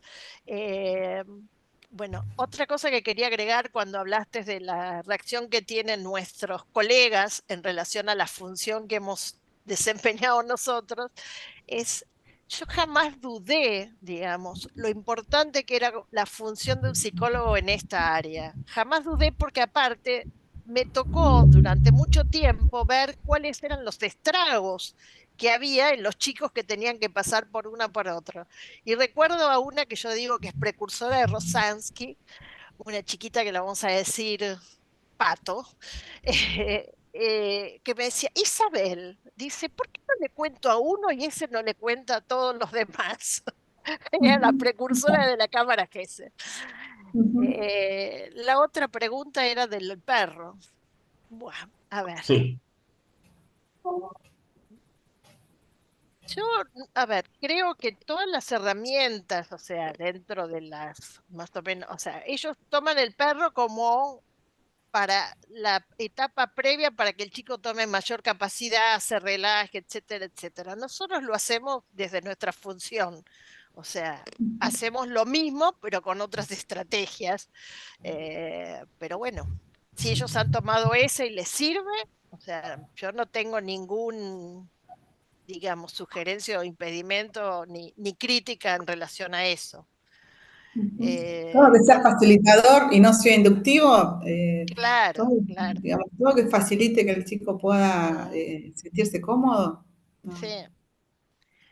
No. Eh, Y hacen esta pregunta como muy específica, ¿no? Que en relación a lo institucional, diría, pero que, bueno, me parece que acá damos lugar a todas las preguntas. sí, Esta es por la Acá hay de... supuesto. una pregunta que dice, ¿qué opinión tienen el uso de juguetes sexualizados? Bueno, eso fue todo un No, tema pero de... antes que esa, esta, ¿no? Respecto a qué consideran ustedes si reviste la misma jerarquía la declaración tomada por el Ministerio Público Tutelar que la del Cuerpo Médico Forense. Bueno, esto quizás lo puede más Isabel, pues más del ámbito de... Igual, igual, yo diría que de eso tienen que opinar los jueces que reciben ambos informes o algo en algo, los dos tipos de intervención, digamos. O sea, yo sinceramente sé que algunos jueces, o sea, preferían, digamos, trabajar con el cuerpo médico forense, pero bueno. Creo que también hay una diferencia, pero no los he leído creo que una sola vez, digamos, hay diferencia en relación a cómo eran planteados los informes, me parece. Pero yo no podría expedirme en este momento de hablar de jerarquía diferente, me parece que son a lo... Se está escuchando un ruido, no sé. Sí, una persona que Como... ingresó que yo no voy a silenciar. mm, eh, me parece que tienen un planteo diferente también en los informes, ¿sí? Nosotros lo que hacíamos en los informes es una descripción de la situación y llegábamos en ese momento a poner todo lo que tendría que ver con la descripción de las conductas verbales, no verbales, digamos. En un momento hace muchos años, cuando ingresé, se ponían los dichos de los chicos. Después decidimos que no, porque como en realidad va con la cámara, con el DVD o con el link que se manda, no tenía ningún sentido y pedíamos que se hiciera la transcripción ellos mismos porque no, primero que era muy difícil hacerlo y por el otro lado no tenía sentido cuando ya tenés el elemento, digamos, ¿sí? Claro, nosotros en la evaluación previa, para ver si el niño está en condiciones de declarar, hacíamos hincapié en las posibilidades emocionales, o sea, no preguntarle al niño qué le había pasado, sino si sabía por qué había venido, y Sí. entonces normalmente decían, sí, porque me pasó con mi papá, con mi tío. Mm, Ajá. ¿Vos podés recordar esto? Sí, ¿te acordás dónde era? ¿Qué pasó? ¿Podrás mm, contar? ¿Crees que podrías? Sí, mm, no. Y entonces esto tenía que ver con la evaluación de preguntarle, respetarle a él lo que podía o no. Pero decía, sí, recuerdo, sí. pero no quiero hablar de esto, no puedo. Bueno, se volvía a preguntar, porque realmente es importante el testimonio, le decíamos lo importante que era para, Mm, lo importante de su palabra en esto, que él es el protagonista y que él, si él quería que esto se solucione, que esto tuviera, digamos que, primero desculpabilizamos por empezar, ¿no? Que si había pasado algo no había sido responsabilidad de él. Y después, normalmente el niño accede, si encuentra un oído y una posibilidad de poder contar esto que me pasó. Y muchas veces, después de la cámara Gesell, nos quedábamos charlando y los chicos se iban aliviados. Uno veía esta cuestión de alivio, de no sentir como que "Uf, me saqué esto de encima, ¿no? Que pude, por lo menos a mí me pasaba la experiencia de que muchos chicos, por supuesto, se van muy angustiados porque afuera me ha tocado casos horribles donde sabiendo que este testimonio el chico iba a estar institucionalizado porque había una mamá facilitadora, porque una situación mucho más grave, ¿no? De corrupción o algo de esto, eh, fue terrible, fue en situaciones donde uno se queda realmente muy mal porque sabe que a raíz de este testimonio, por ejemplo, me pasó una vez una nena que la mamá facilitaba el abuso de esta nena a un pai banda, cuando le decía que la entidad le decía que, no sé, algo así, yo no entiendo mucho de estas cuestiones, pero que la entidad le decía que tenía que tener a la nena y él abusaba sexualmente, la mamá muy precaria en cuanto a lo económico, entonces la entregaba y este señor después los dejaba y se quedaban todos a comer pizza con él. Bueno, parece que hubo vecinos que lo vieron, denunciaron y la nena cuando contó en cámara Gesell, sabíamos que esta mamá iba a ser detenida mm, y la verdad que fue una situación, es muy difícil estas situaciones, sabiendo que ella y sus hermanitos iban a ser institucionalizados, pues no había un papá, no había, digamos, ahí empezó ya a actuar todo el servicio, el servicio local y zonal para buscar familiares, ¿no? Pero son mm, situaciones complejas. Eh, mm, y bueno, los chicos, la nena hasta le costó mucho y sabía que iba a pasar esto, pero pudo contar las situaciones de abuso sexual y bueno, pero lo importante es que el niño pueda sentir que puede ser escuchado en lo que tiene que para contar. Mm, Que esto me pasó a mí cuando yo acompañaba, que los tomaba las declaraciones testimoniales, los fiscales o los instructores, donde esto no sucedía, ¿no? Y me parece que en esto, acuerdo con vos, Isabel, la posibilidad como profesionales que tenemos nosotros de facilitar esto, de brindar esta mm. escucha, de brindar esto, ya de por sí es un premio. Lo que Bueno, pasa, y bueno, agregaría una sola cosa, digamos, es que también, digamos, el tema que nosotros en nuestra intervención en Cámara Agencia estamos filmados o registrados todo el tiempo.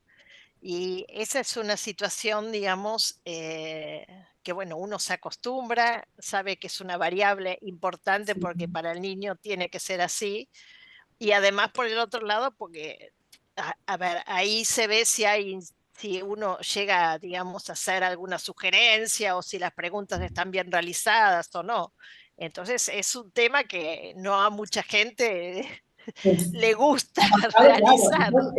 las cámaras se exhiben en los juicios y Claro. Sí, uno tiene que sí, dar cuenta frente a los defensores del imputado, sí, cómo sí, sí, preguntó, cómo sí, lo sí, hizo, sin indujo, sin sí, indujo. sí, Estas son sí, cuestiones sí. que no todos los profesionales, digamos. Agregaría una cuestión que también es complicado muchas veces cuando el niño, digamos, ha sido abusado por el padrastro, que además tiene hijos con la madre. Los chicos se sienten muy culpables con esta situación porque a veces en general son historias que los padres de ellos no han estado presentes y se sienten muy culpables en sacarle el padre a sus hermanos, ¿no? O sea, esa situación llama mucho la atención y es una situación que se repite Y es mucho. un indicador muy importante en el abuso Sí, sexual, ¿no? La sí, sobreadaptación sí, y el cuidar, el hacerme yo, que sí, claro, muchas veces nenas sí, cuentan cuando se dan cuenta que esta persona abusa de su hermanita. Entonces dicen, yo conté claro, porque vi que yo no decía nada porque si me lo hacía a mi sí, hermanita no, pero cuando vi que sí, se lo hacía a sí, mi sí, hermanita, yo lo tuve que sí. contar, ¿no? Esta Sí, cuestión de, o porque sabe que va a tener la edad que tuvo cuando empezaron a hacérselo a ella y tiene miedo que le ocurra para proteger a sus hermanitos. Sí, es muy habitual eso. Y la otra que también nosotros hacíamos es lesiones y muchas veces vivía con la persona que era la acusada de las lesiones. Entonces, bueno, ahí, digamos, los chicos quieren que no sucedan las cosas más, pero no quiere que nada se mueve. Eso también es muy típico. tal Eh, cual. y muchas veces yo daba lugar al final que querés hacer alguna pregunta o algo y bueno, venían con miedo porque iban a ser separados de, si decía tal cosa, iba a ser separado de la familia, etcétera, etcétera, o le iba a pasar algo a alguien, al otro. Bueno, son muchísimas tensiones y situaciones que padecen, además del Sí, delito mismo.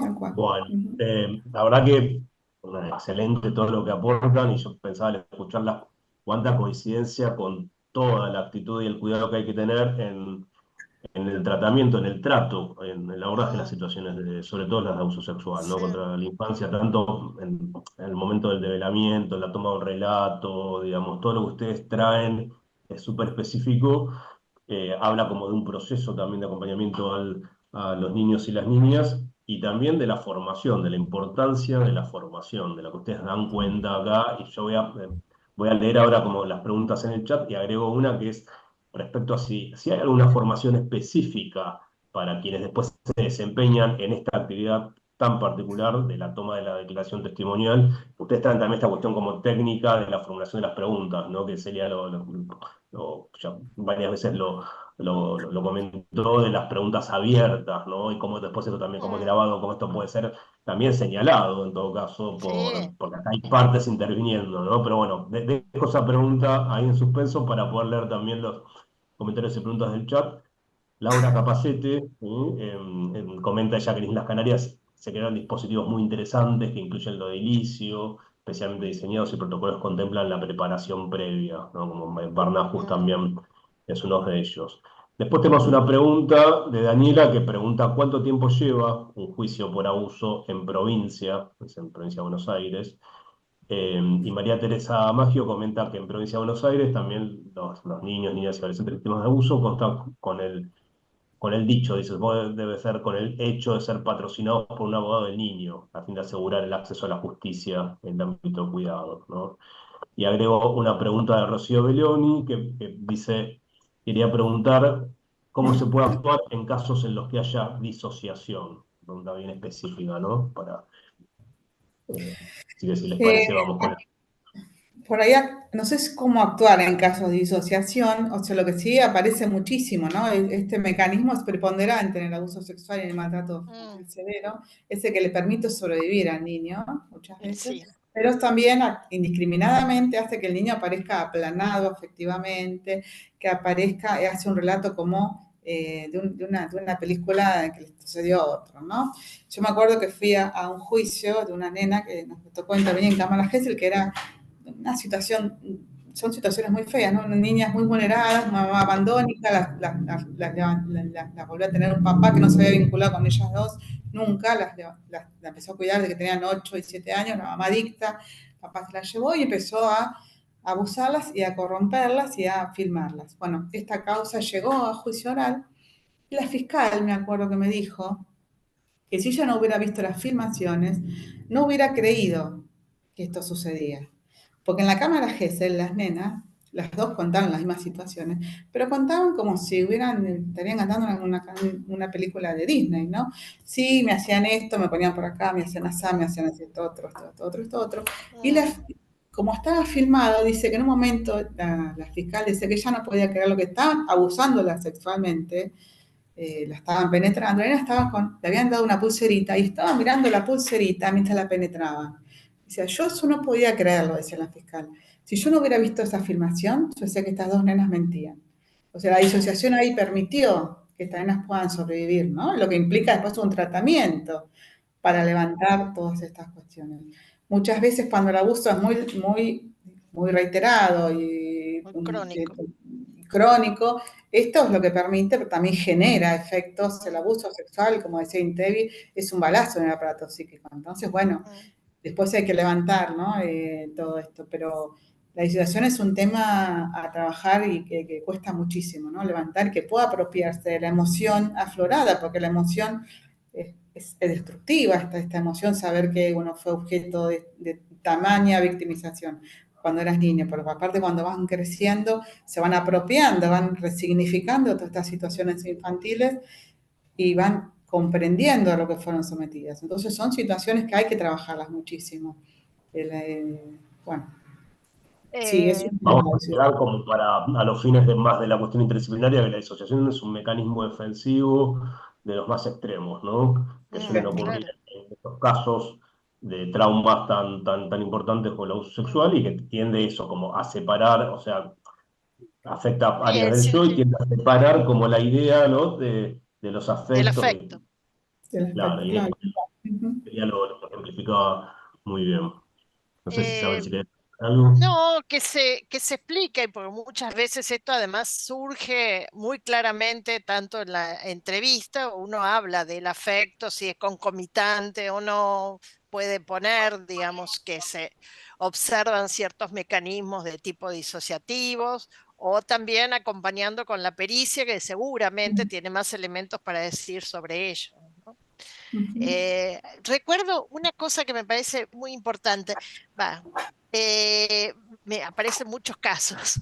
La historia de una chiquita que yo le tomé la entrevista en Cámara Gesell, adolescente. Después era el padre que era una cosa horrible, la revisaba a ver si había tenido relaciones o no, tipo como un ginecólogo más o menos.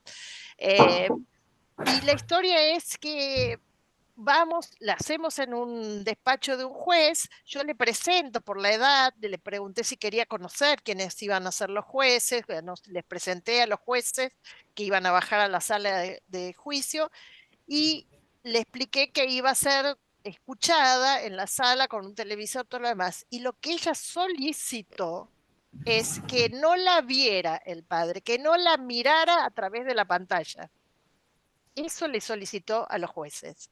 O sea, el horror de la mirada del otro que pidiera esas cosas, ¿no? Bueno, los jueces dijeron que sí. Yo, como estaba con ella, no supe si realmente lo hicieron o no, pero tenía la posibilidad de escucharla y no verla en tal caso. Pero ella solicitó eso.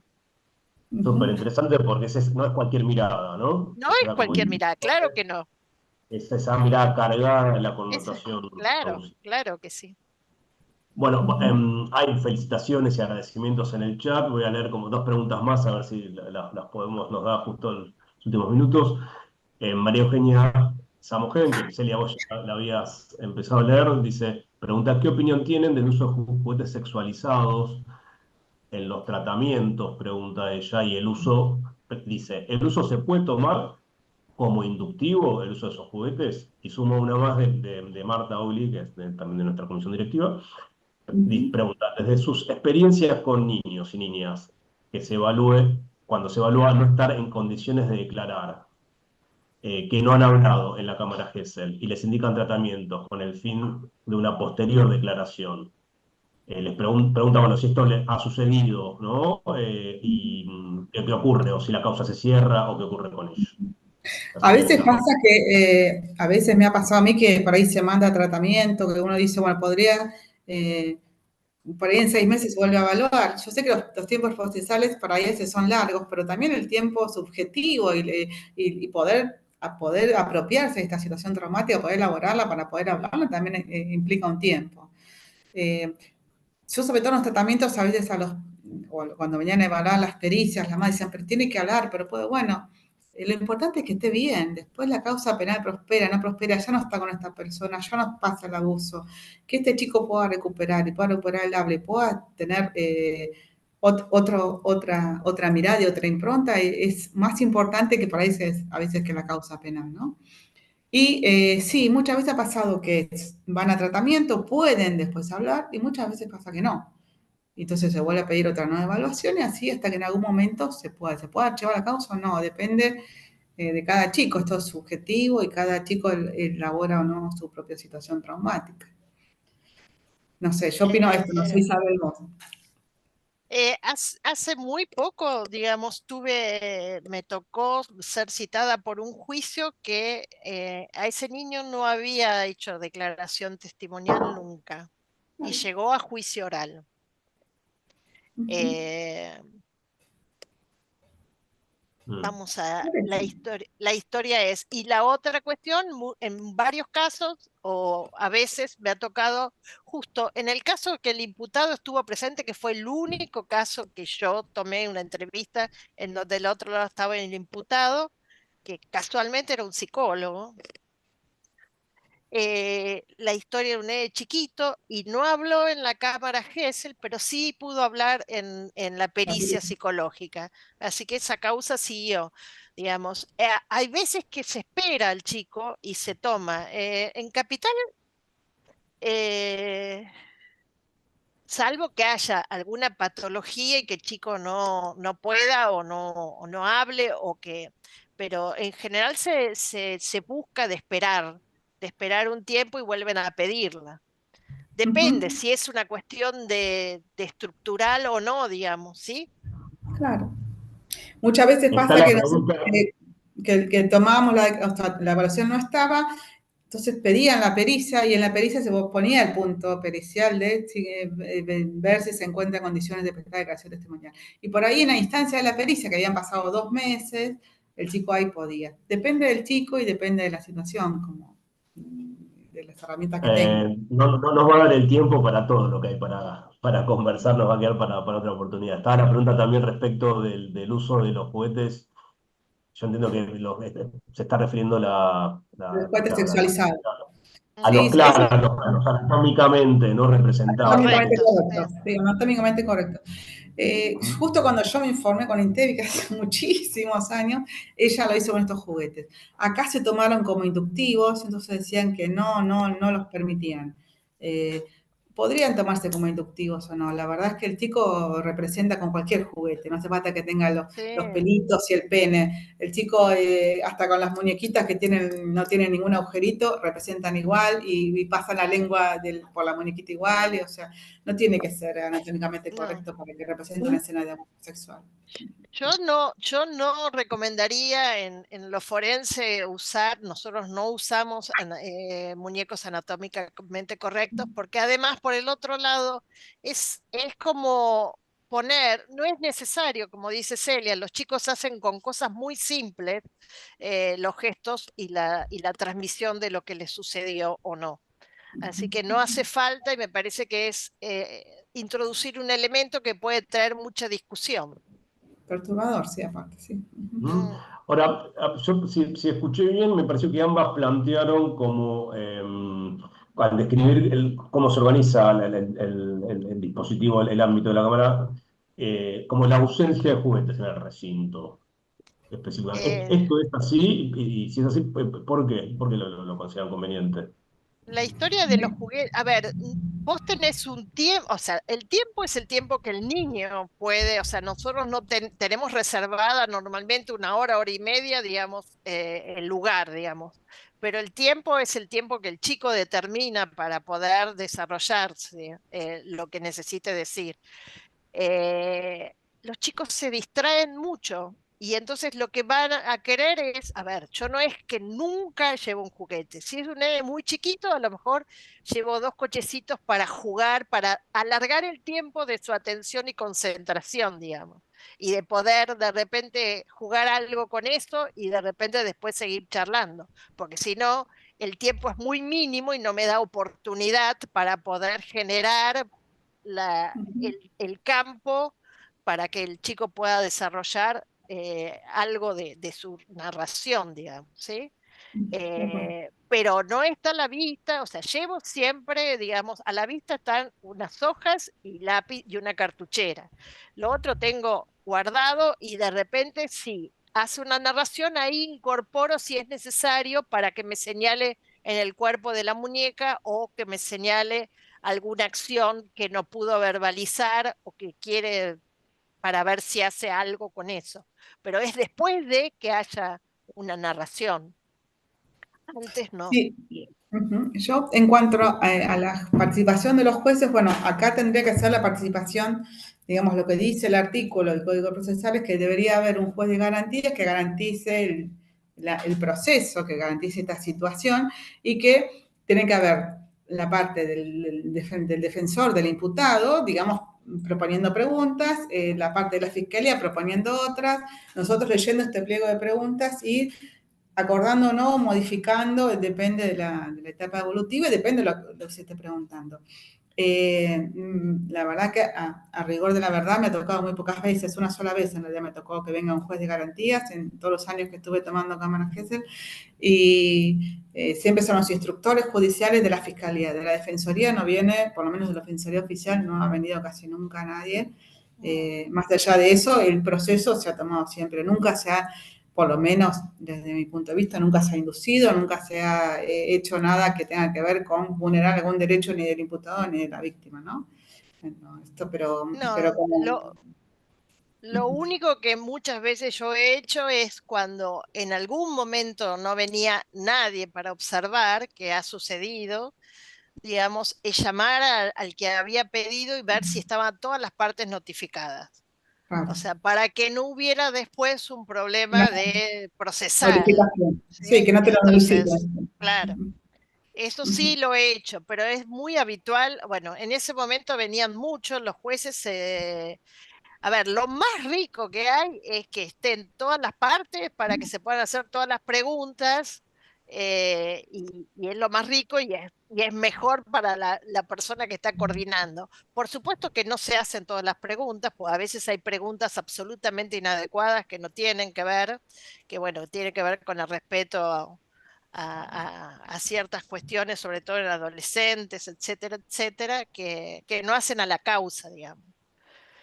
Eh, pero bueno, Bueno, estamos ya en el horario, considerando que además es viernes hasta ahora, que agradecemos enfáticamente la participación Y bueno, como decíamos, quedan muchas más cuestiones para hablar, preguntas, comentarios que están allí en el chat, que bueno, no vamos a poder abordar hoy. Sí, voy a tomar como ya para el cierre y para agradeciéndoles a ustedes, sobre todo que compartan todo este saber basado en la experiencia tan rica que tienen, ¿no?